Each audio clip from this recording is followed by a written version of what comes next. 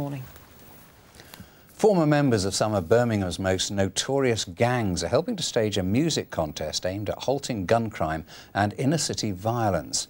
The project's being paid for by a £250,000 lottery grant. The mother of one young man killed in a gangland shooting says she's sceptical about the effect it will have. Giles Latcham reports. Listen, what you know about living on a gunner's way? I had a dream, my mum approached me on a summer's day. Runaway Love, a track written and performed by young men once part of gang culture, now through music, warning youngsters against it. Well, music is a main key because, you know, everybody listens to music, and we find out that's a way to tap into the younger generation and stuff like that. And the way we see, if we can get them in the studio making a tune, we're keeping them off the road. But we're not saying it's going to change anything. It's just going to give a new direction for them to have an option. It's all about options in these times, and if they're disenfranchised and disillusioned, we got to re-illusion them and show them something that they can really do. What they can do this summer is upload their own tracks on the theme of peace on the Peace Mix website as part of a competition paid for by the Big Lottery Fund.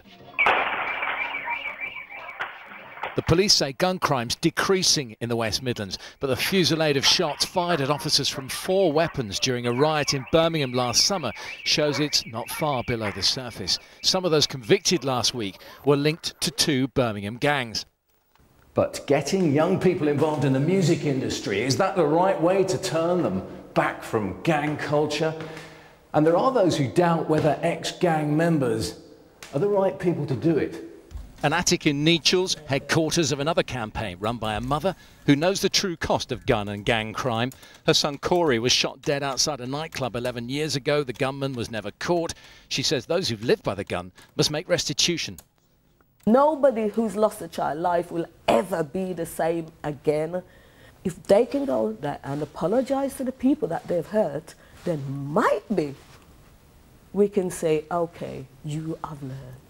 But if you can't pay restitution, don't tell me you've learned your lesson. You're only saying that. I want to see that. Yeah, yesterday so far that... This group say they have learned, some of them in prison cells, and they're convinced those lessons and their passion for music can steer others away from life in gangland. Giles Latcham, BBC Midlands Today, Handsworth.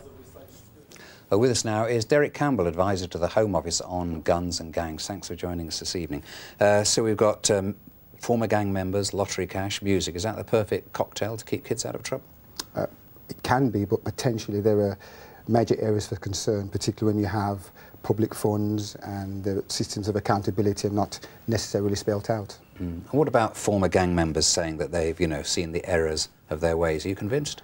Well, you know, time is always the best judge of things. There are major concerns when we have individuals who come from that lifestyle. Major concerns with the message that they portray, the image that they themselves portray to others, and who is attracted to those individuals. Concerns about rap music and the sort of negative you know, tone that gives off. You know, we need to be really clear about what message we're communicating, who is communicating the message, and how, you know, the benefits that will actually bring when it comes to changing the lives of young people. So I sense you're fairly sceptical about this. I'm very sceptical because of my experience with this type of work. What an employer wants is a young person particularly who can come to work and want to stay at work. They can read, they can write, they can count, you know, they can dress appropriately. They don't want them coming to work with trousers hanging around their knees. So I think any project and initiative that's going to support those life skills is something to be welcomed. And stuff like this, we need to be very mindful of them. But, you know, they're having a go, and I think that's something to be welcomed and supported. Exactly. Anything like that, it's got to be a good idea, hasn't it? And, of course, the money involved is not exactly taxpayers' money. It's lottery cash. Well, OK, it's lottery cash, but at the end of the day, you know, it still is in the public domain, and if it's not handled properly, it can actually have a negative impact on other projects that may come through. So I think we need to be very careful, support good initiatives, support those who are interested in doing something positive, but we also have to be very careful about it sort of being derailed and causing a negative impact on the lives of young people. Derek Campbell, thank you.